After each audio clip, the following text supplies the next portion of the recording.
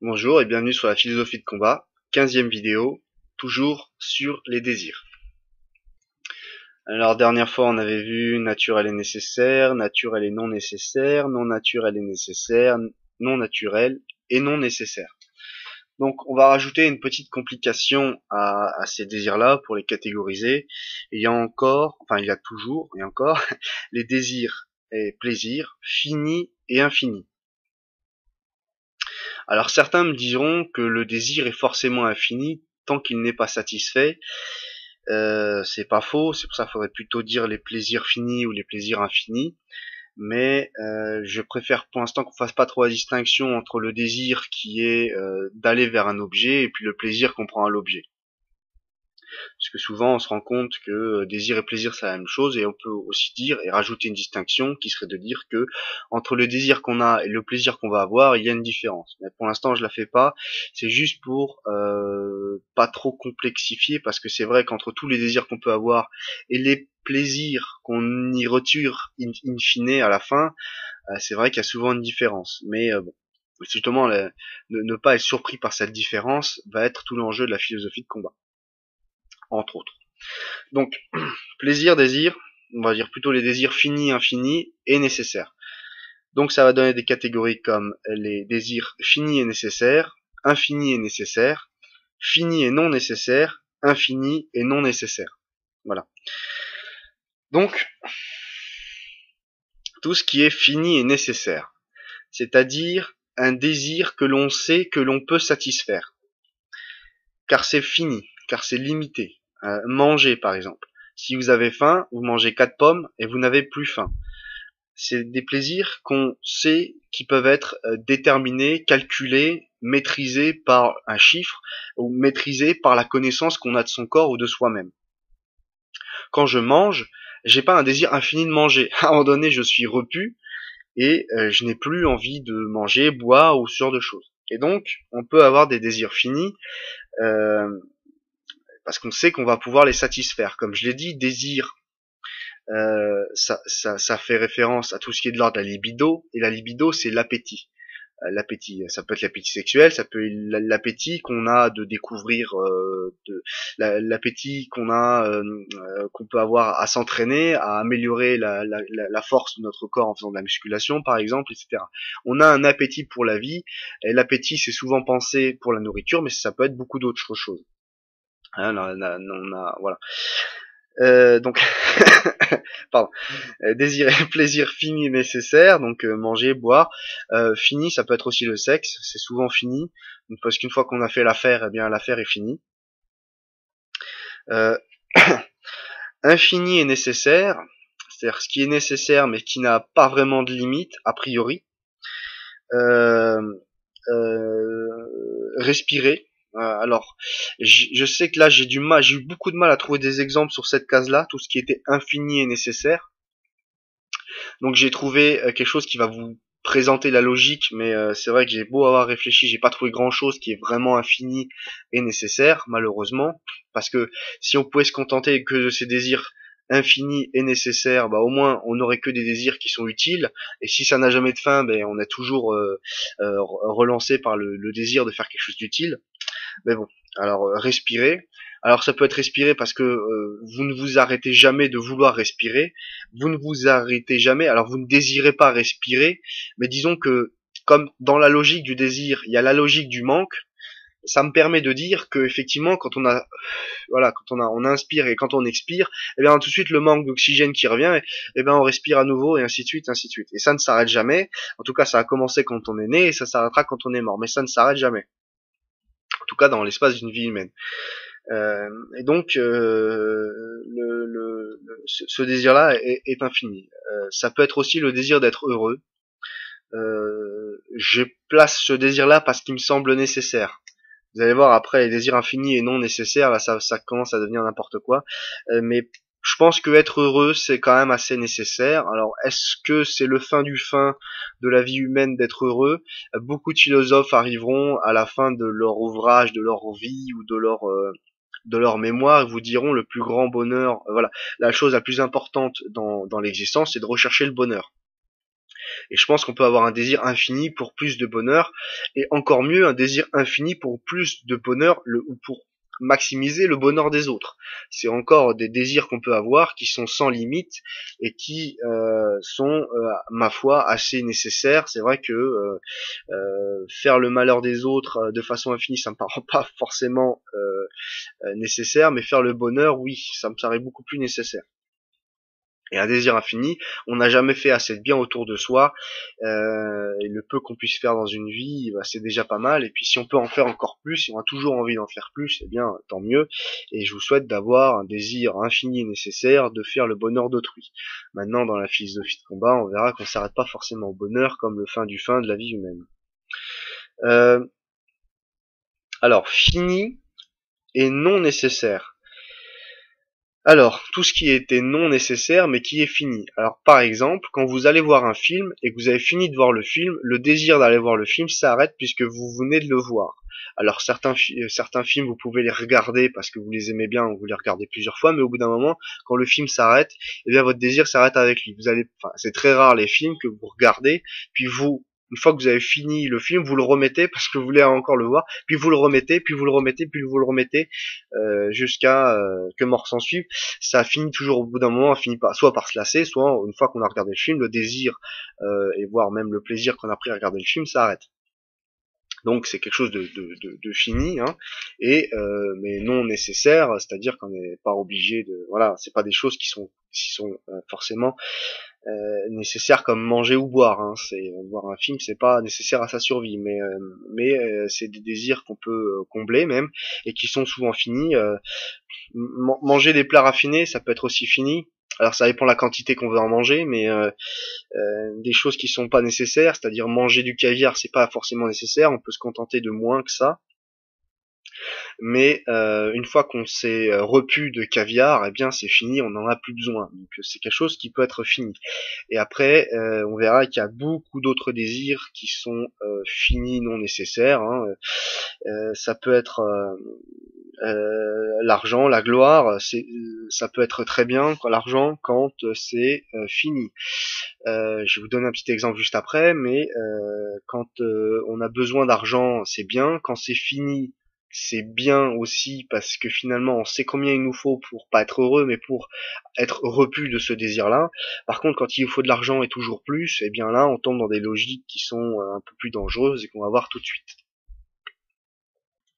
Alors là, on va arriver dans le grand drame de la vie humaine, c'est que la plupart de nos désirs, malheureusement, sont infinis et non nécessaires. C'est-à-dire que ça n'a pas de limite. Aucune limite. On ne s'est fixé aucune limite. On n'a pas la sagesse, on va voir après qu'il faudrait quand même un peu de sagesse, et limiter ses désirs. Savoir qu'on est désir, c'est bien. Savoir qu'on est un être de désir, c'est bien. Mais savoir aussi que c'est infini, ça c'est bien, parce que ça nous permet de voir où sont les dangers de nos désirs. Désir infini et non nécessaire. Pensez à l'argent par exemple. Eh bien, on a tous un désir, on a tous besoin, on a tous un désir de l'argent, on peut même avoir du plaisir pris à gagner de l'argent. C'est bien surtout si vous le faites en travaillant honnêtement. Ça c'est une bonne chose. Mais est-ce que beaucoup d'entre vous savent combien il leur faut d'argent cette année, dans les 10 ans à venir, ou dans les 30 ans à venir, ou jusqu'à la fin de leur vie, pour être totalement satisfait par rapport à ce désir-là? Et peu de gens le savent vraiment. Par exemple, quelqu'un qui est heureux quand il gagne, ou qui sent un sentiment de positif, appelons ça comme on veut, quand il gagne de l'argent, eh bien c'est super, mais c'est encore mieux quand on sait combien. Alors par exemple, imaginez quelqu'un soit heureux quand il gagne plus d'argent, ce qui est plus le cas malheureusement de la plupart d'entre nous. Eh bien voilà, j'ai 1 euro, je donne 7 euros à cette personne, et puisque je lui donne 1 euro, eh bien il va être plus heureux. Voilà, je lui donne 1 euro. Voilà, 1 euro. Malheureusement, ça va pas lui suffire, et ça n'a pas de limite, et donc il va falloir un peu plus, et un peu plus, et un peu plus. Donc là, avec 7 euros, moi qui pensais qu'il allait être heureux, eh bien non, il lui en faut encore plus. Eh bien voici un 2e euro que je lui donne, et hop, voilà, 2 euros. Maintenant avec ça, tu dois être extraordinairement heureux, satisfait, repu, etc. Eh ben malheureusement non, il en faut encore plus et encore plus. Et si je voulais si je pourrais vider tout mon compte en banque pour satisfaire le désir d'une personne, et malheureusement ça ne serait jamais assez parce que c'est un désir infini. Combien d'entre nous savent exactement combien il leur faut d'argent, comme je l'ai déjà dit, avant de mourir ou sur les 30 ans à venir pour être parfaitement satisfait? Peu de gens le savent, et c'est ça le grand drame de l'être humain, c'est qu'il ne sait pas ce qu'il lui faut pour le satisfaire. Il a souvent, malheureusement, des désirs infinis, qui n'ont pas de limite. On peut créer une limite. On va voir ça juste après. Alors, désir infini non nécessaire, ça peut être l'argent, la gloire. Pensez à tous ces généraux qui savaient plus où s'arrêter pour satisfaire leurs désirs de grandeur et ce genre de choses. L'amour, alors très dangereux quand l'amour est infini. On peut aimer quelqu'un, c'est bien. Avoir des limites dans son amour, c'est mieux. Savoir jusqu'où on va et c'est-à-dire à partir de quel moment on sort du cosmos, ou à quel moment ça devient déraisonnable, ou à quel moment on sort de l'harmonie de couple. On peut avoir des désirs des grands désirs d'amour pour une femme, pour son ami ou ce genre de choses, et jusqu'où ce désir d'amour va. C'est terrible ce que j'étais en train de dire parce que la plupart des gens ont finalement une volonté infinie, un désir infini d'amour, de donner de l'amour, etc. Mais en fait, c'est pour ça qu'on souffre souvent, c'est parce qu'on ne donne pas une limite, on ne sait pas jusqu'où on va et on ne maîtrise pas du tout ses désirs. Et comme ils sont infinis, bah, ça ne s'arrête jamais. Et ça crée des catastrophes, notamment pensez à tout ce que je dis avec l'ubris, je vais revenir à ça juste après. L'amour, voilà, les femmes, ceux qui veulent toujours plus de femmes, pensez à un ancien quelqu'un qui s'est fait arrêter dans une chambre d'hôtel à New York, je citerai personne. Peut-être le problème de cette personne-là, c'est il avait un désir infini, malheureusement, il ne pouvait pas se satisfaire, il ne savait pas combien il lui fallait de femmes pour être heureux, combien de relations, etc.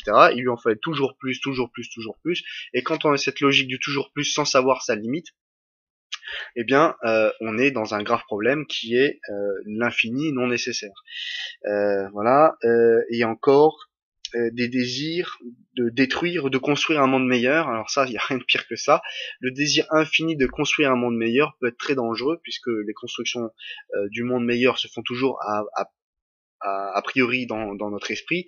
Donc c'est nos représentations, on mixe des idées pures et avec ces idées pures on propose un monde meilleur et on a le désir de ce monde meilleur, mais jusqu'où on va, ou jusqu'où est-ce qu'on sait, quand on aura atteint ce monde meilleur, est-ce qu'on sait jusqu'où on va? Eh ben malheureusement non. Donc la plupart de nos désirs sont malheureusement infinis, et comme ça n'a pas de limite, eh bien ça ne s'arrête jamais. Et c'est ça qui est triste, c'est que finalement, à trop vouloir bien faire, on finit par mal faire. Et je sais plus qui avait dit ça, mais le mieux est l'ennemi du bien. Donc il faut savoir à un moment donné se contenter de ce qu'on a. Avoir un désir d'argent, c'est pas un mal en soi. Avoir un désir de gloire, de richesse, de femme, peu importe ce que vous voulez, de construire un monde meilleur ou de détruire le monde, tout ça, ça peut être intéressant. Mais quelle est la limite? Est-ce que vous en avez une? Est-ce que c'est pas tout simplement un désir infini? Alors, quand je dis détruire ou construire un monde meilleur, quand je dis pas détruire le monde, c'est bien, mais c'est souvent, je pensais plutôt à détruire soi-même. Je pensais surtout à des logiques du style, quand j'ai écrit ça, du style des logiques masochistes, c'est vouloir se faire souffrir. Et je crois que j'en parle juste après, donc je reviendrai sur ça. Et puis construire un monde meilleur, c'est pas des logiques sadiques, évidemment, c'est des logiques voilà, le plus grand bonheur pour un maximum de monde possible, ouais, Vésus, hein. Et puis ce genre de choses. Mais quand ça n'a pas de limite, et malheureusement, ça ne peut pas finir bien. Eh bien pourquoi? Pourquoi il faut éviter d'avoir des désirs infinis et non nécessaires? Par exemple pour l'argent. Euh, Est-ce qu'il faut ne pas savoir combien jusqu'où on va? Parce que s'il faut détruire toute sa famille, ne jamais être à la maison pour pouvoir gagner 5 000 € par mois, passer 15 heures par jour au boulot, tout ça pour gagner de l'argent toujours plus, et on ne sait pas on n'a pas une somme en tête. Est-ce que c'était bien ce qu'on voulait? Est-ce qu'on atteint? Est-ce que de satisfaire ce désir-là est une chose si sage que ça, sachant que finalement on voulait juste être un peu plus heureux et en ne sachant pas la limite de ce bonheur ou jusqu'où on va aller pour avoir ce bonheur, et bien malheureusement on rentre dans des logiques d'hubris. Vous l'avez reconnu, elle est là, c'est l'hubris, c'est exactement ça l'hubris, c'est d'essayer de satisfaire sans cesse un désir infini. Et quand on l'a satisfait, voilà, j'ai fait l'exemple avec mes petits euros là, mais et puis un jour j'en donne un, puis deux, puis 10, puis 20, puis ça s'arrête jamais. Et donc le problème c'est bien sûr, après on peut ne pas croire à l'hubris, c'est pas grave, mais il y a bien un moment donné où la logique s'emballe, devient folle et elle n'a plus aucune limite et on va jusqu'au bout d'avoir de l'argent jusque finalement on finit par se détruire, s'auto-détruire soi-même dans un désir qui est infini mais qui n'est pas malsain à la base. C'est-à-dire vouloir avoir une femme ou deux ou trois, vouloir être plus connu, vouloir gagner de l'argent, c'est pas malsain en soi. C'est une bonne chose, surtout quand c'est fait honnêtement. C'est fait avec une éthique et qu'on la respecte dans la morale. Mais et faire ça de façon infinie, c'est forcément désastreux puisque ça n'a aucune limite. Et quand ça n'a aucune limite, eh bien on finit par rentrer dans le cercle vicieux de l'hubris, c'est-à-dire qu'on était dans le cosmos, dans l'harmonie, que pourrait être un désir fini, et quand on sort de ce désir fini, on va rentrer dans un désir infini, et là ça n'a pas de limite. Pensez notamment à l'idée de la drogue, eh bien il y a malheureusement cette logique, il faut toujours augmenter les doses, ainsi de suite. Je vais revenir à ça juste après de toute façon. Donc voilà, hein, Hubris, Moira, Nemesis, hein, vous connaissez la trilogie maintenant. Donc forcément, quand vous avez... Alors, ce que vous pourrez faire face à ça, c'est assez évident, hein, c'est-à-dire vous tous ces désirs qui sont a priori ni sains ni malsains, gagner de l'argent, faire le bonheur des autres, etc. Eh bien, faites-en des désirs finis. On va prendre quelque chose qui peut paraître un peu troublant. Par exemple, on a tous envie de vivre. Le désir d'être immortel, c'est le désir de vivre infiniment. Et tout le monde veut être immortel, c'est bien. Vous avez le désir d'être immortel, ça n'arrivera jamais, malheureusement. Et si vous comptez sur le fait d'être immortel pour être heureux, vous n'arriverez jamais à être heureux. Bon. Essayez de vivre le plus longtemps possible, c'est bien, mais est-ce que c'est pas aussi un désir infini de vivre le plus longtemps possible? Ça n'a pas de limite, ça n'a pas de fin. Par contre, si quelqu'un vous dit moi j'ai 40 ans, j'ai besoin de 40 ans pour faire tout ce dont j'ai besoin de faire dans ma vie avant de mourir, là vous êtes dans un désir fini. Vous êtes toujours dans le désir de vivre, mais vous en mettez une limite. Et le fait de mettre une limite va modifier ce désir, il ne sera plus infini, mais il sera fini. Et quand un désir est fini, il a une grande qualité qui est extraordinaire, c'est qu'on peut l'accomplir, tout simplement. Alors évidemment, si vous proposez d'être le président si vous proposez d'être le président des Américains et vous êtes né en Iran, ça va être très difficile. c'est impossible. Mais parce qu'après il y aurait une autre logique, ça serait les désirs réalisables et irréalisables. Bon, voilà. Mais par contre, vous pouvez tout simplement avoir des tas de désirs d'argent, comme tout le monde, des tas de désirs de gloire, d'être connu, respecté, etc. Mais mettez-y une limite. J'ai besoin de gagner tant par an pour que ça aille bien. Et l'avantage de ça, encore une fois, c'est que cette somme-là, une fois que vous l'avez comme objectif, ça s'atteint un objectif. Alors que je veux gagner autant d'argent possible, c'est pas un objectif, ça s'atteint pas.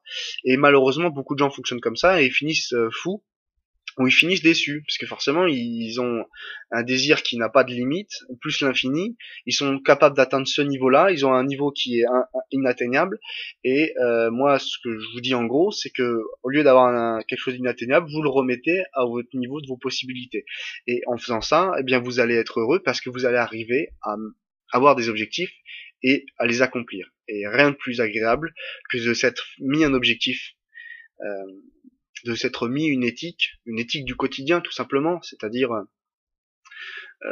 cette année j'ai besoin de gagner tant d'argent. Vous vous êtes dit le plus positif dans ma vie, ça serait de gagner, je sais pas moi, on va dire 30 000 euros bruts cette année. Eh bien, mettez-vous cet objectif-là et essayez de l'atteindre. Et ça va vous donner une éthique du quotidien. C'est ce que vous pensez de temps plus positif, eh bien, c'est d'avoir cette somme-là cette année-là. Eh bien, vous allez tout mettre en œuvre. Surtout si vous êtes quelqu'un de moral, ben là, votre morale, ça sera d'atteindre cet objectif-là, pas en faisant n'importe quoi, mais d'atteindre, parce que l'éthique, vous pouvez pas vivre avec une seule idée en tête, hein, vous avez forcément plusieurs idées. Hein, si vous êtes quelqu'un de bien, vous n'allez pas vous mettre vous n'allez pas vous mettre à vendre de la drogue pour atteindre un objectif que vous auriez fixé, un objectif monétaire que vous auriez fixé, ça n'a pas de sens. Pareil, dans la moralité, dans ce que vous considérez comme bien ou mal, ne vous mettez pas des objectifs infinis. Je vais faire le bien de l'humanité, ça n'a aucun sens. Surtout que des êtres humains, il en est tous les jours, et puis vous pouvez pas faire le bonheur de tout le monde. Par contre, vous pouvez vous dire, je vais faire le bonheur de mes voisins. Ça, c'est quelqu'un qui fait ça, c'est déjà extraordinaire. Pensez à si vous êtes une personne âgée, par exemple, vous faites, je sais pas moi, la cuisine chez vous. Et puis vous avez un certain nombre de voisins, et puis vous avez fait voilà quelque chose de très simple, une tarte aux pommes qui est délicieuse, et vous en proposez une part à vos voisins. Ça vous permet, surtout si vos voisins sont sympas, de discuter avec eux, de prendre une tasse de café, etc. Et vous n'avez pas besoin de faire leur bonheur, vous avez juste besoin d'arriver à un niveau où avoir un objectif, partager tous les mois une tarte aux pommes avec vos voisins. Voilà quelque chose de simple, voilà quelque chose d'atteignable que tout le monde peut faire, et rien que ça devrait vous rendre heureux, parce que c'est quelque chose que vous pouvez faire, atteindre, et si votre éthique est bien construite, vous allez vous dire le mieux que je puisse faire c'est ça, le plus positif la chose la plus positive vers laquelle je peux aller c'est ça, et vous allez essayer de mettre tout en œuvre. C'est pas dur, il suffit d'acheter des pommes, de les couper, de préparer un plat à tarte, de mettre la pâte, de mettre un peu de nappage, un peu de sucre au-dessus des pommes, et puis voilà, un four, et c'est fait. C'est pas quelque chose qui est hors du commun et impossible à atteindre, c'est quelque chose qui est facile à atteindre, c'est quelque chose que vous pouvez désirer, mieux vous entendre avec vos voisins, faire le bonheur de l'humanité. Oubliez l'humanité, pensez surtout à ce que vous pouvez faire, ça peut être vos voisins, vos amis, vos parents, et ce genre de choses. Et pas besoin de faire le bonheur infini de ses parents, ça n'a aucun sens, essayez plutôt de faire un bonheur fini, voilà, c'est très pratique, et c'est très agréable quand on y arrive. Voilà.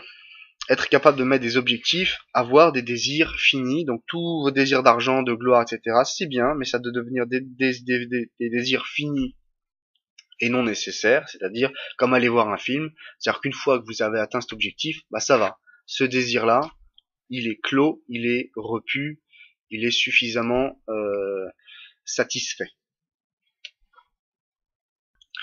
Alors j'en reviens à quelque chose qui est assez moderne, hein, une vision du désir un peu catastrophique, mais très intéressante aussi. Tout ce qui est désir et plaisir, de pris à la destruction et à la construction. Donc on n'est plus dans des logiques de naturel, nécessaire, fini ou infini. Là on essaie de catégoriser ces désirs d'une autre façon, qui est tout ce qui est construction et destruction. Donc destruction, le plaisir à détruire, ça s'appelle le sadisme, hein. C'est-à-dire que c'est le plaisir qu'on a à détruire une fourmilière et à regarder les fourmis contempler le désastre et voir se remettre à recréer leur fourmilière, etc. Donc c'est un désir qui malheureusement existe dans l'être humain, qui est assez difficile à expliquer d'ailleurs. Même moi j'ai beaucoup réfléchi ces temps-ci à pourquoi est-ce que on avait ce désir-là. J'ai un peu de mal à y répondre. Alors le désir du sadique, c'est pas de détruire exactement, c'est d'user. Alors c'est quelque chose qu'on comprend bien quand on s'auto-détruit, et on le fait tous. C'est Alors, pour mieux vous expliquer le sadisme, il faut que je vous explique le masochisme. Le masochisme, c'est le plaisir qu'on prend à s'auto-détruire. C'est à user son corps. Alors ça, par exemple, tous les fumeurs le savent. Fumer, c'est pas bon. On le sait, ça irrite la gorge, etc. Ça abîme les dents, voilà, etc. Mais ça ne vous tue pas. C'est pas vous allumez une cigarette, vous allez mourir. Ça ne marche pas comme ça. Vous allumez une cigarette et c'est pas non plus le désir de nicotine. Il y a quelque chose de plus profond que ça. C'est-à-dire qu'il y a effectivement le désir de nicotine, il y a le fait, voilà, le geste, etc. Mais il y a aussi le plaisir de se détruire. Alors le plaisir, c'est pas évidemment, on fume une cigarette, on meurt pas sur le coup. Non, le plaisir du masochisme, c'est le plaisir pris à l'usure de soi. C'est-à-dire que pour que la cigarette soit vraiment satisfaisante, il faut qu'elle gratte un peu la gorge. C'est-à-dire que tous les fumeurs, je sais pas très bien expliquer ça parce que je suis pas médecin, mais tous les fumeurs ont le plaisir d'avoir la gorge un peu prise par le tabac ou par le goudron, ou par je sais pas ce qu'ils mettent là-dedans d'ailleurs, mais le plaisir d'avoir la gorge complètement prise et de sentir comme ça une espèce de d'échauffement de la gorge ou d'irritation de la gorge. Et en fait, quand on fait ça, on va pas se tuer tout de suite. Mais c'est au bout de 30 ans que la gorge est tellement abîmée, à force d'avoir fait ça, qu'on finit par avoir des cancers, des problèmes, etc. Pareil pour les poumons. Et en fait, quand on fait ça, on ne se détruit pas au sens où on se met en plante un couteau dans le ventre, c'est pas tout à fait ça, on s'use. C'est le même plaisir qui est pris à écouter de la musique trop fort. C'est-à-dire que quand vous écoutez de la musique trop fort, ça va pas, vous n'allez pas devenir sourd tout d'un coup. Quand vous écoutez de la musique trop fort, ça va user vos tympans. Et au bout de 10-15 ans, eh bien, vous allez devenir sourd, vous n'allez plus rien entendre. Mais pourquoi est-ce qu'on fait ça? Parce qu'on a un plaisir pris à user son corps, à user voilà, à user son corps. J'ai pas d'autre mot pour expliquer ça. Et le plaisir du sadique, c'est d'user le corps des autres. Donc le masochiste, il aime bien user son corps. On est tous un peu masochistes, sans aller jusqu'à l'extrême où on se fouette, etc. Mais voilà. Et le plaisir du sadique, c'est de faire souffrir, d'user le corps de l'autre. Ça peut être, d'ailleurs, ça peut être la souffrance physique, hein, mais ça peut être aussi la souffrance psychologique. Voilà. Alors, c'est très difficile. J'ai beaucoup de mal à expliquer le sadisme, c'est-à-dire le plaisir qu'on peut avoir à user l'autre. C'est quelque chose que j'ai beaucoup de mal même moi à expliquer, même moi à comprendre d'ailleurs. Mais il en est ainsi que le sadisme est un mélange entre, on va dire, la volonté de dominer l'autre, qui est vraiment un désir social d'être au-dessus de l'autre, une certaine immaturité, ou à l'inverse une grande maturité d'ailleurs. Là, le vrai sadique s'amuse plus à casser les fourmilières. Et aussi l'ennui. Je pense il y a vraiment une part d'ennui, c'est-à-dire que quand vous avez goûté à tous les plaisirs de la vie, bah il y a plus que les plaisirs interdits qui vous restent. Et je pense malheureusement qu'on finit par aimer faire souffrir les autres tout simplement parce qu'il n'y a plus que ça qui nous fait jouir. Alors jouir pas au sens sexuel là encore, hein, qui fait jouir au sens des désirs. Hein. Il faut arrêter de caler tout ce qui est de l'ordre du sadisme ou du masochisme par rapport à des plaisirs sexuels. C'est des plaisirs qu'on a dans l'existence en général. Donc l'envie de dominer l'autre et puis surtout le fait de s'ennuyer. Je pense que c'est surtout quand on a fait le tour, il reste plus que ce qui est interdit et c'est à ce moment-là qu'on finit par trouver du plaisir à faire souffler l'autre. Ça peut être aussi des expériences personnelles qu'on a faites ou dans lesquelles on s'est trouvé être le méchant en quelque sorte et on a remarqué deux choses. Et là, le marquis de Sade a raison, hein, comme je l'ai dit, il y a des prospérités au vice et des malheurs à la vertu. Et bien, on s'est rendu compte qu'en faisant le mal, ou qu'en étant brutal, ou qu'en usant les autres, eh bien, on n'était pas forcément ni pris comme le méchant de service, ni rejeté par les autres, parce qu'il y a du masochisme chez les autres. Et donc, voilà, trois logiques, hein, l'envie de dominer, l'ennui, et puis surtout l'existence chez l'autre du masochisme. C'est-à-dire de plaisir pris à se faire souffrir. Je veux pas dire par là non plus que le sadique est quelqu'un de généreux qui ne fait que finalement donner du bonheur autour de lui en étant un salopard. C'est pas tout à fait ça que je veux dire, mais malheureusement, il faut bien comprendre que comme il y a la logique du masochisme, il y a on va pas dire de la demande, mais en gros l'idée c'est ça, c'est-à-dire qu'on ne pourrait pas être sadique si les autres ne prenaient pas plaisir à être humiliés à un certain point. Bon, je m'arrête là sur le sadisme, c'est des choses assez qui existent. Voilà, on peut avoir un désir pour ça, et le désir n'est pas étranger à notre nature de bête, un peu folle. Et puis bon, c'est des, je sais pas si, enfin, voilà, je vais m'arrêter là. Pour le sadisme, pour le masochisme, c'est user son corps, hein, pareil. Donc là, vous le comprenez plus facilement. Ça veut pas dire non plus que les fabricants de tabac sont des sadiques, mais disons que la volonté de s'autodétruire, ça existe aussi. Alors pourquoi est-ce qu'on veut s'autodétruire? Là aussi, le plaisir pris à l'humiliation, ça peut exister. Aussi un peu de l'ennui là-dedans. Et puis, comment dirais-je, le besoin de se sentir vivant. C'est-à-dire que quand on a une vie ennuyeuse et aseptisée, on a besoin de se sentir violemment pris à partie physiquement ou moralement, ne serait-ce que pour sentir se connaître le mieux possible, ou alors se découvrir, ou alors parce qu'on a vraiment, alors ça j'ai encore du mal à le percevoir, vraiment un grand plaisir à souffrir c'est-à-dire à se mettre sur une chaise électrique et se faire électrocuter pour le plaisir. C'est quelque chose que j'ai du mal à comprendre, mais bon, il y a certainement des gens qui aiment ce genre de choses. Ça a aussi à voir avec tout ce qui est nos désirs sociaux, mais ça on verra ça un peu plus tard. Donc des désirs et des plaisirs pris à la destruction et à la construction, ça existe pas dans chacun de nous. Si allez, disons-le, ça existe dans chacun de nous à divers degrés de complexité et à divers degrés de réalité. On n'est pas obligé d'être ni sadique ni masochiste pour être heureux, mais c'est vrai qu'on a tous pensé. Est-ce que vous connaissez beaucoup de gens qui vous disent moi j'aime être humilié? Non. Et pourtant dans leur quotidien ils sont humiliés quotidiennement, et puis finalement ils essayent de peut-être se venger sur d'autres, et en se vengeant sur d'autres ils arrivent à retrouver un certain équilibre chez eux. Alors il y a aussi ça, et puis bah il y a ceux qui ont envie de sentir leurs propres limites, leurs propres faiblesses, et qui se font humilier. Bon. Tout ça, c'est des logiques très intéressantes. Hein. Gilles Deleuze s'y est beaucoup intéressé. Le Marquis de Sade, c'est évidemment s'y est intéressé. Il y a il y a le film que je vous conseille pas de voir, mais faites ce que vous voulez, de Pier Paolo Pasolini, qui est Salo. Là, on va vraiment très très loin. Donc voilà, il y a toute cette logique là qui existe, et c'est disons que vaut mieux que ça soit des désirs finis plutôt que des désirs infinis. Parce que le problème de l'autodestruction, pris à un niveau beaucoup plus trivial, hein, c'est pas le fouet, etc. Ça peut être simplement fumer, ou se droguer, ou détruire son corps. Et bien le problème, c'est que on voit l'hubris assez clairement là, c'est que c'est toujours l'idée de d'augmenter les doses, quoi.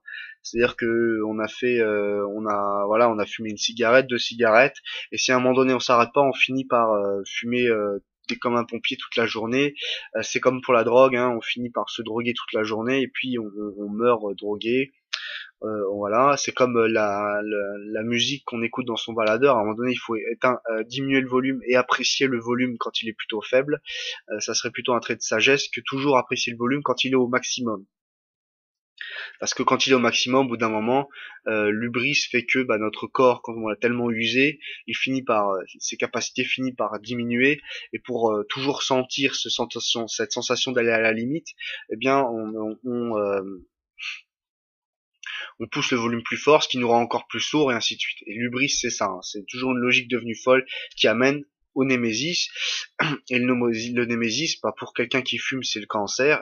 Pour quelqu'un qui écoute la musique trop fort, c'est de devenir sourd, et ainsi de suite, ainsi de suite. Et après, l'humanité est malheureuse parce qu'elle a commis l'hubrisme. Hein, voilà. Ça peut être fait dans son quotidien. Si demain vous vous mettez à écouter la musique le plus fort possible, eh bien, il est fort à parier que dans 10 ans, vous n'entendrez plus rien du tout. Et les gens seront obligés de vous parler en hurlant, et vous parlerez aussi en hurlant, parce que vous n'entendrez plus ce que vous dites vous-même. Et quand quelqu'un se met à parler très fort, je vais pas vous faire l'imitation là au micro, mais se met à hurler pour vous parler, ça devient tout de suite bizarre, voire très dérangeant. Et malheureusement, vous pouvez oublier toute idée de faire une grande carrière internationale dans la politique si vous vous mettez à hurler dès que vous devez parler. Il y a bien de choses que vous pourrez plus faire, et après vous serez malheureux parce que vous avez commis l'hubris, qui est d'aller rentrer dans une logique qui n'était infinie. Se détruire soi-même, à la limite, ça peut être amusant, ça peut être découvrir ses limites, ça peut être avoir un peu d'autonomie.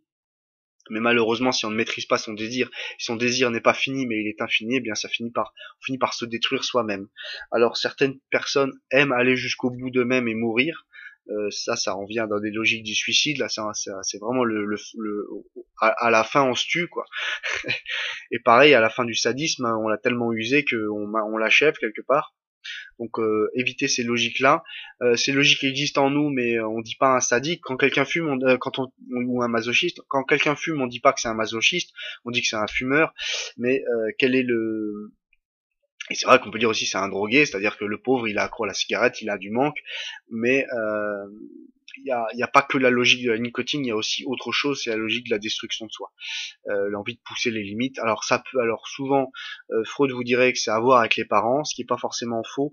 C'est-à-dire quand on a une enfance extrêmement difficile avec des parents qui vous battaient, ou voire pire, eh bien, quel est votre rapport finalement à l'affectivité? C'est toujours ce qu'il y a de plus extrême, et donc vous allez être naturellement, malheureusement, attiré de par votre enfance, par des choses extrêmes.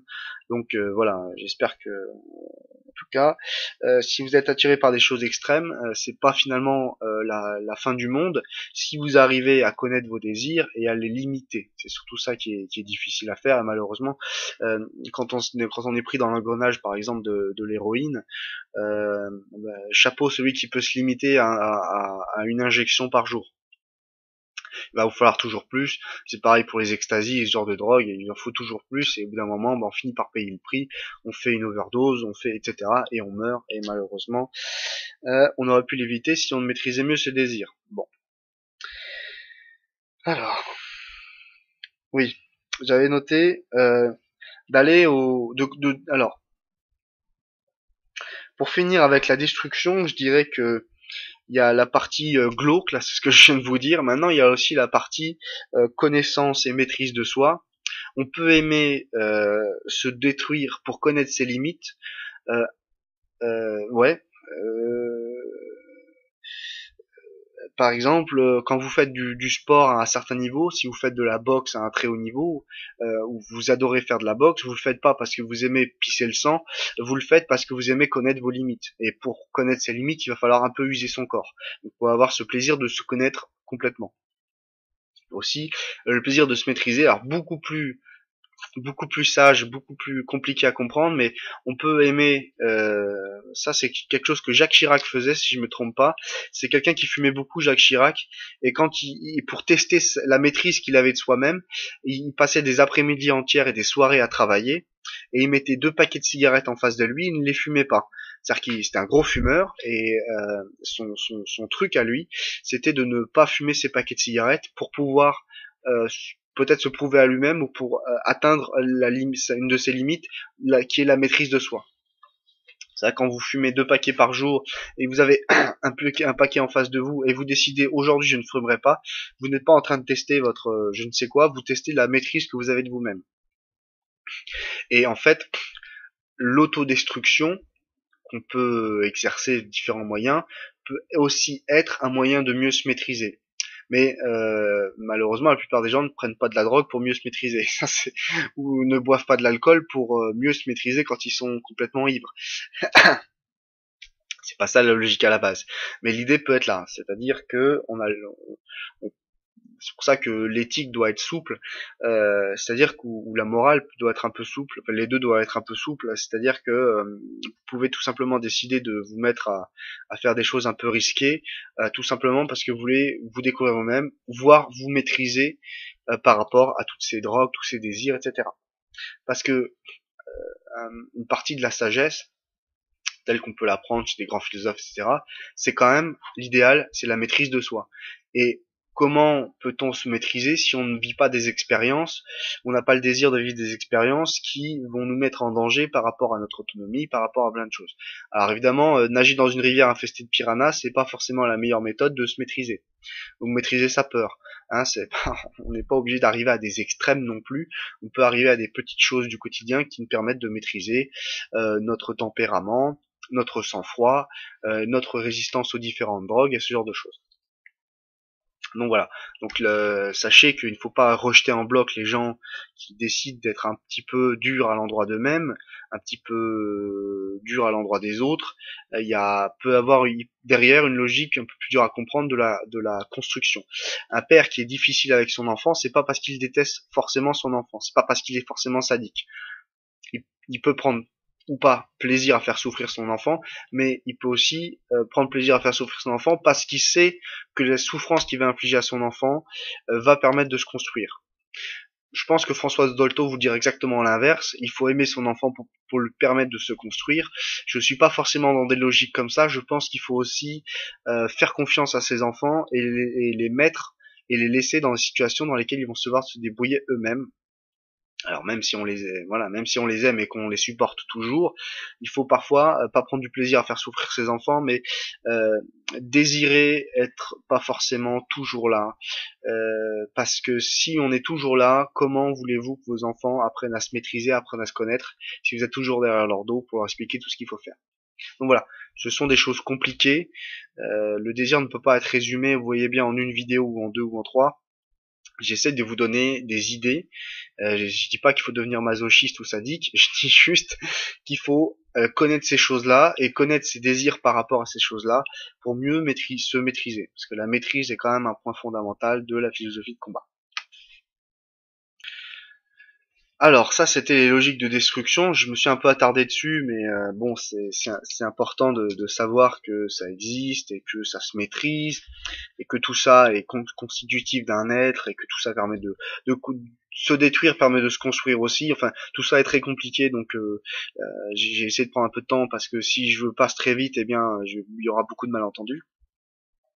On va passer à un autre désir ou un autre plaisir qui est celui de construire, parce qu'il n'y a pas que l'autodestruction dans la vie, il y a aussi le plaisir qu'on prend à construire, comme quand on est un petit enfant sur la plage et qu'on fait des châteaux, et qu'on veut construire le plus gros château possible, comme quand on veut faire beaucoup d'enfants, comme quand on prend le plaisir à faire du sport pour se construire. Donc il y a l'idée voilà, de se faire un peu souffrir, mais cette souffrance va nous permettre de nous construire. Comme disait Nietzsche, ce qui ne nous tue pas nous fortifie, ou ce qui ne nous tue pas nous rend plus fort.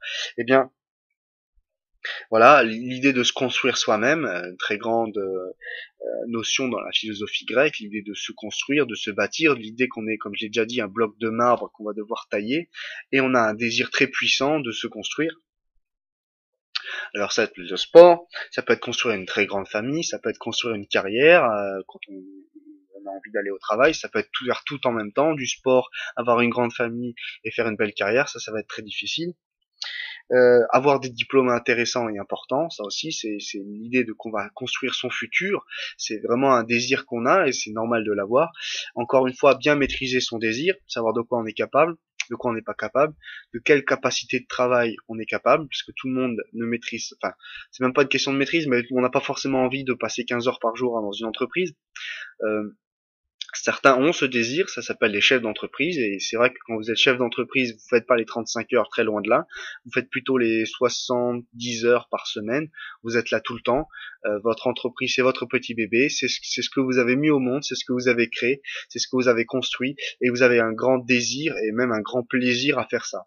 Le plaisir du travail bien fait, le plaisir de la satisfaction pris à la création, c'est moi je prends beaucoup de plaisir à faire ces vidéos par exemple.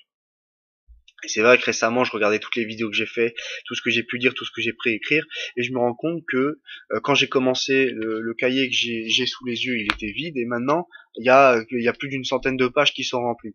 Eh bien, quand on voit tout ce qu'on a mis dans la balance, tout ce qu'on a fait, tous les efforts qu'on a mis, et c'était dur, c'était pas facile, c'était pas gagné d'avance, etc.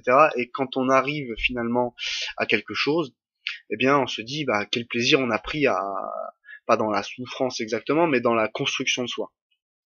Et donc, il est normal, il faut cultiver le désir de vouloir se construire, pas toujours être dans la négativité, parce que quand on est toujours dans la négativité, on finira forcément par s'autodétruire, et puis l'hubris, et puis ça n'a plus de fin. Il vaut mieux savoir à un moment donné se dire qu'on peut aussi construire, pas forcément un monde meilleur, mais on peut au moins construire, disons, une bonne vie, une vie à sa juste mesure. Hein, voilà. Euh, le, et puis la philosophie est là pour nous aider. Voilà, une bonne vie, bah justement, c'était écrit là. Je parle, et puis voilà, construire une bonne vie, c'est quelque chose qu'on peut construire. C'est dur, ça demande beaucoup de travail, mais quand on l'a fait au final, on est quand même tellement satisfait de soi. Si c'était tellement difficile et on y est quand même arrivé, on se dit qu'est-ce qu'on est extraordinaire. C'est vrai qu'avoir des enfants c'est très compliqué, surtout quand on est jeune. Imaginez, un enfant ça hurle la nuit, il faut le consoler. Vous avez peur qu'il lui arrive quelque chose. Donc en gros, avoir un enfant, c'est pendant 4, 5 ans ne plus dormir, toujours inquiet, comme Hobbes dirait dans l'état de nature, où on est toujours inquiet, on sait jamais s'il y a une bête sauvage qui va nous tomber dessus, un problème, etc. Donc un enfant, c'est beaucoup de travail, c'est beaucoup de difficultés, c'est beaucoup de fatigue, et cette fatigue, tout le monde n'est pas capable de la supporter. C'est pour ça qu'il faut pas faire des enfants avec n'importe qui, ou à n'importe quel âge. Enfin bref.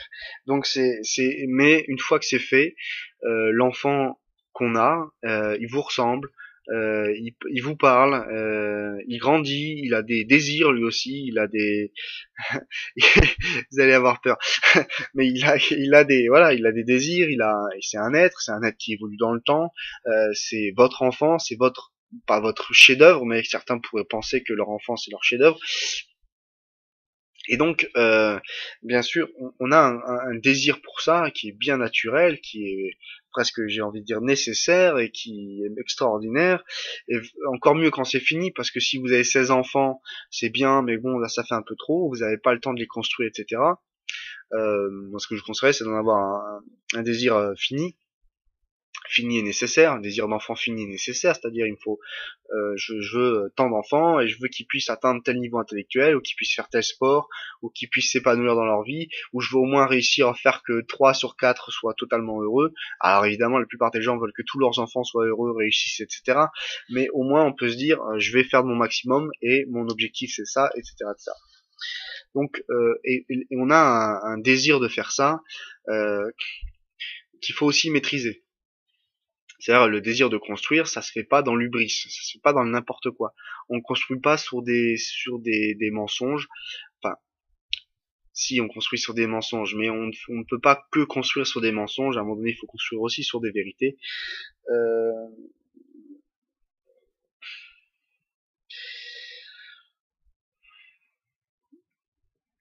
si vous voulez, la différence entre mensonge et vérité dans la construction d'une société, c'est que c'est du ciment armé tout ça. C'est-à-dire que les mensonges, c'est le ciment et, le support métallique qui est à l'intérieur, c'est la vérité. Si vous en manque un, la structure est fragile. Et si vous en manque l'autre, eh bien, la structure est à nu. Quoi. Il y a pas de, on peut pas vivre là-dedans. C'est vrai qu'il faut du mensonge et et de la vérité, mais quand je vois l'hubris dans la construction, c'est les gens qui s'efforcent toujours de voir les choses d'une façon ordonnée, qui sont, on est, enfin, vaut mieux, c'est plus sage de le faire. Mais on peut aussi avoir la sagesse inverse de dire, à un moment donné, je vais être dans l'excès. Alors ça, c'est quelque chose qu'on verra peut-être tout à la fin de la philosophie de combat, c'est prendre ses rêves pour des réalités. Quand on est capable quand on est un génie, on peut prendre ses rêves pour des réalités. Et avant de pouvoir faire ça, il va falloir être un génie. Donc attention, il faut construire ce qu'on est capable de construire. Construire une famille de 16 enfants en se disant qu'ils vont tous être avocats, ingénieurs, etc., etc., c'est pas possible. Il faut et puis essayer de construire essayer de construire sans avoir une idée précise de ce que l'on veut construire. C'est construire sur du sable, c'est construire sur des illusions, c'est construire sur de mauvaises représentations. Et ça non plus c'est pas tout à fait d'être très sage que de vouloir construire, que de désirer construire sur quelque chose qui n'est pas solide. Il faut savoir être quelqu'un de solide avant de vouloir construire quelque chose de solide. Bon, vaut mieux ne pas être un enfant quand on veut en faire et vaut mieux être un adulte. Voilà. Puis des choses très simples comme Lego. Donc voilà l'ubris très exactement de la construction que soit, c'est que est-ce qu'on veut construire parce qu'on a un désir qui est quelque chose de faire quelque chose de positif, d'être content de soi, d'être fier de soi, de rendre les gens autour de soi heureux, ou ce qu'est-ce que le désir, c'est purement quelque chose qui est de l'ordre de l'ego. C'est-à-dire on est là que pour se faire plaisir, que pour soi. Et quand on fait des enfants que pour soi, eh bien c'est un peu difficile après de faire du bonheur autour de soi si on est là que pour soi. Donc l'ubris de s'autodétruire, c'est d'augmenter les doses et d'arriver à du n'importe quoi. Et l'ubris de se construire, c'est de mal construire et d'être après déçu. Parce que malheureusement, disons que beaucoup de jeunes font souvent une dépression vers l'âge de 25 ans, entre 20 et 30 ans. C'est assez normal de faire une petite dépression, c'est-à-dire quand on passe réellement de l'état d'enfant à l'état d'adulte. Et que voilà, on est face au mur, on ne peut plus être un enfant. Ça peut être plutôt, ça dépend de la culture, du pays, de beaucoup de choses. J'imagine que en Chine, 20-30 ans, ça doit les faire rigoler, c'est plutôt entre 10 et 20 ans. Il se trouve qu'en Occident, en Europe, c'est plutôt entre 20 et 30 ans que on va aller entre 18 et 32 ans que on passe vraiment et à un moment donné on fait une grosse déprime parce que on se dit qu'est-ce que je vais faire de ma vie, qu'est-ce que je fais maintenant, etc. Et cette grosse déprime vient du fait que entre les rêves de jeunesse qu'on avait pu avoir et la vie qu'on va vraiment réellement avoir, ce qu'on a réussi à acquérir, construire, etc., il y a un décalage. Et donc on déprime parce que on se dit mais je suis pas arrivé à ce que je voulais faire et j'y arriverai peut-être jamais. Ou alors on se demande qu'est-ce que je veux vraiment, qui je suis vraiment, etc. Et en fait, si vous voulez, l'hubris de la construction de soi, c'est la déception. C'est-à-dire d'être déçu et de se dire que c'est les hommes, l'humanité, qui sont mauvais, le monde est dégueulasse, les femmes sont toutes des nanana, les hommes sont tous des imbéciles et d'être déçu, d'être négatif, de se dire de toute façon tout ça n'est pas assez bien pour moi, etc. Beaucoup d'auteurs de littérature française ou même d'autres nationalités ont eu à un moment donné ce sentiment-là. Je pense à celui qui a écrit Les Rougon-Macquart, qui est Émile Zola, qui a fait une grosse déprime quand il était jeune et puis qui a des textes de jeunesse assez durs, assez noirs. Et puis en fait, un peu comme ouais, aussi Schopenhauer a été un philosophe qui était très négatif, très noir comme ça. Et puis à la fin de sa vie, il a trouvé une femme qui l'aimait. Il a un peu changé d'avis et c'est vrai que c'est dommage de passer à côté de la vie parce que l'hubris de la construction de soi, c'est de se rendre compte que bah finalement par rapport à ses rêves ou par rapport à ce qu'on s'était proposé, eh bien le monde n'est pas assez bien.